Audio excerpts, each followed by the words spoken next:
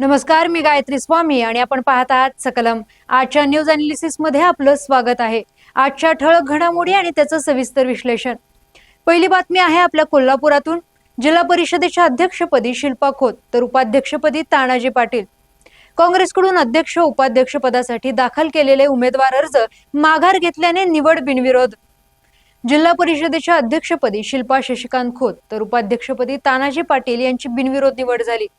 जिल्हा परिषदेत झालेल्या विशेष सभेत या निवडी करण्यात आल्या. सभेच्या अध्यक्षस्थानी जिल्हाधिकारी अमोल येडगे होते. जिल्हा परिषद अध्यक्ष आणि उपाध्यक्ष पदाची निवड बिनविरोध झाल्याने वैद्यकीय शिक्षण मंत्री हसन मुश्रीफ आणि काँग्रेसचे नेते आमदार सतेज पाटील यांची मैत्री पुन्हा एकदा अधोरेखित झाली आहे. जिल्हा परिषद अध्यक्षपद राष्ट्रवादीला मिळाल्यानंतर राष्ट्रवादीकडून शिल्पा खोत यांनी अध्यक्षपदासाठी अर्ज दाखल केला होता. त्यानंतर उपाध्यक्ष पदासाठी भाजपचे तानाजी पाटील यांनी अर्ज दाखल केला होता. त्याचबरोबर काँग्रेसकडून अध्यक्षपदासाठी रसिका अमर पाटील यांनी उमेदवारी अर्ज दाखल केला होता. तर उपाध्यक्ष पदासाठी संभाजी पाटणकर यांचा उमेदवारी अर्ज दाखल करण्यात आला होता. त्यामुळे अध्यक्ष आणि उपाध्यक्ष पदासाठी मतदान घेण्यात येणार होते. मात्र जिल्हा परिषद सदस्य संग्रामसिंह कुपेकर यांनी महाविकास आघाडीला विनंती केली. 5 वर्ष आपण सभागृहात आहोत. कोल्हापूर नगरी ही छत्रपती शिवाजी महाराज आणि छत्रपती राजश्री शाहू महाराज यांच्या विचारांची आहे. 5 वर्ष आपण एकमेकांना न्याय देत जिल्ह्याच्या विकासाचा दृष्टिकोन ठेवत या सभागृहात एकत्र राहूया असं आवाहन केलं. त्यामुळे महाविकास आघाडीने दाखल केलेले अर्ज मागे घ्यावेत अशी विनंती केली. काँग्रेसकडून अध्यक्षपदासाठी शिंगणापूर जिल्हा परिषद सदस्य रसिका पाटील तर उपाध्यक्ष पदासाठी असळद जिल्हा परिषदेचे सदस्य संभाजी पाटणकर यांनी दाखल केलेले उमेदवारी अर्ज मागे घेतल्याने जिल्हा परिषद अध्यक्ष आणि उपाध्यक्ष पदाची निवड बिनविरोध झाली. मुळातच कोल्हापूर महानगरपालिकेच्या महापौर त्याचबरोबर उपमहापौर समित्यांचे सभापती निवडेवेळी काँग्रेसने उमेदवारी अर्ज दाखल केले होते. त्यामुळे या सर्व ठिकाणी मतदान प्रक्रिया पार पडून निवड झाली होती. मात्र जिल्हा परिषद राष्ट्रवादीचा अध्यक्ष होत असताना काँग्रेसकडून दाखल केलेले उमेदवारी अर्ज मागे घेतल्याने वैद्यकीय शिक्षण मंत्री मुश्रीफ आणि आमदार सतेज पाटील यांच्यातील मैत्री पुन्हा एकदा अधोरेखित झाली आहे. पुढील बातमी आहे गोकुळ दूध संघाशी संलग्न सुनावणी उद्या 18 मार्च रोजी. गोकुळ दूध संघाशी संलग्न 1108 दूध संस्थांसंदर्भात कोल्हापूर सर्किट बेंचमध्ये आज मंगळवारी 17 मार्च रोजी सुनावणी होणार होती. मात्र ही सुनावणी पुन्हा एक दिवस लांबणीवर पडली आहे. पुढील सुनावणी बुधवारी उद्या 18 मार्च रोजी होणार आहे.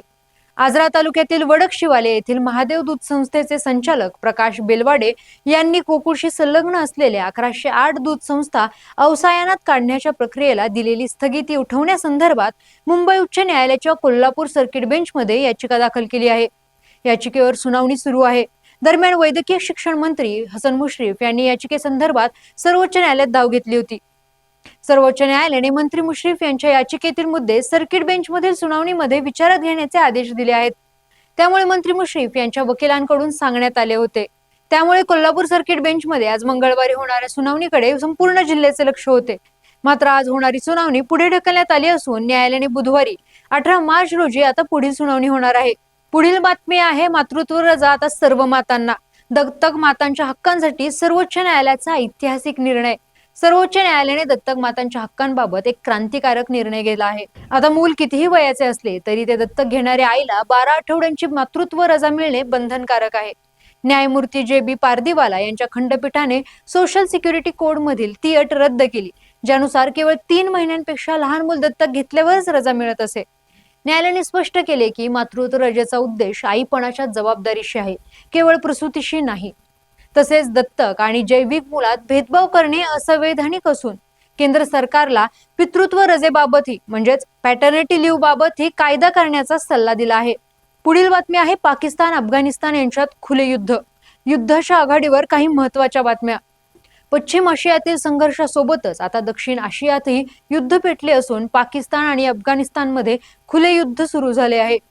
सोमवारी रात्री पाकिस्तानने काबूलमधील ओमिद व्यसनमुक्ती रुग्णालयावर केलेल्या हवाई हल्ल्यात सुमारे 400हून अधिक निष्पाप नागरिक मारले गेल्याचा दावा तालिबान सरकारने केला आहे. भारताने या भीषण हत्याकांडाचा तीव्र शब्दात निषेध केला आहे. परराष्ट्र मंत्रालयाने याला भ्याड आणि अक्षम्य कृत्य म्हटले असून पाकिस्तान आपल्या अंतर्गत अपयश लपवण्यासाठी निष्पापांचे बळी घेत असल्याचेही म्हटले आहे. पाकिस्तानचे संरक्षण मंत्री ख्वाजा आसिफ यांनी अधिकृतपणे अफगाणिस्तान सोबत थेट युद्धाची घोषणा केली आहे. प्रत्युत्तरात अफगाणिस्तानने पाकिस्तानच्या सीमेवरील लष्करी छावण्यांवर ड्रोन हल्ले केले असून यात अनेक पाकिस्तानी सैनिक मारले गेल्याचा दावा तालिबानने केला आहे. पाकिस्तानने कंदहार आणि काबूलसह अनेक शहरांवर बॉम्बफेक केली असून यात लहान मुलांचाही बळी गेला आहे. विशेष म्हणजे तालिबानने चर्चेची तयारी दर्शवली असली तरी पाकिस्तानने दहशतवाद थांबेपर्यंत कोणताही संवाद नाही अशी ताठर भूमिका घेतली आहे. पाकिस्तान आधीच आर्थिक संकटात असताना अफगाणिस्तानशी युद्ध पुकारणे हे आत्मघातकी पाऊल ठरू शकते. तालिबानने दिलेली 55 सैनिकांच्या मृत्यूची आकडेवारी खरी असल्यास पाकिस्तानी लष्करासाठी हा मोठा धक्का आहे. पुढील बातमी आहे इराण इस्रायल अमेरिका युद्धाचा 17वा दिवस. युद्धाच्या आघाडीवर काही महत्त्वाच्या बातम्या.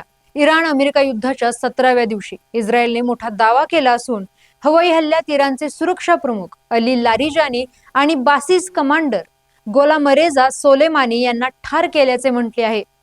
इस्रायली संरक्षण मंत्री इस्रायल काज यांनी पुष्टी केली की दहशतवादी राजवटीच्या नेतृत्वाचा शोध सुरूच राहील. या हाय प्रोफाईल हत्येमुळे इराणच्या लष्करी मनोधैर्याला मोठा धक्का बसला आहे. दुसरीकडे अमेरिकेचे राष्ट्राध्यक्ष डोनाल्ड ट्रम्प यांनी व्हाईट हाऊसमध्ये पत्रकारांशी बोलताना हे युद्ध लवकरच संपेल असा विश्वास व्यक्त केला आहे. जरी या आठवड्यातच शांतता प्रस्थापित होणे कठीण असल्याचे त्यांनी स्पष्ट केले. युद्धावर लक्ष केंद्रित करण्यासाठी ट्रम्प यांनी आपली चीनची नियोजित भेटही एका महिन्याने पुढे ढकलली आहे. युद्ध आता आखाती देशांमध्ये पसरले असून इराणच्या ड्रोन हल्ल्यामुळे UAE मधील फुजेराह तेल केंद्राला आग लागली आहे. कतारने इराणला नागरी भागावरील हल्ले थांबवून राजनैतिक मार्ग स्वीकारायचे आवाहन केले आहे. दरम्यान युरोपियन नेत्यांनी लेबनॉनमधील परिस्थितीवर चिंता व्यक्त करत इस्रायलला जमिनीवरील हल्ल्याचे भीषण परिणाम होतील असा इशारा दिला आहे. मात्र इस्रायलने हिजबुल्लाच्या अड्ड्यांवर लिमिटेड ग्राउंड ऑपरेशन सुरूच ठेवले आहेत. धन्यवाद आणि पाहत रहा सकलम.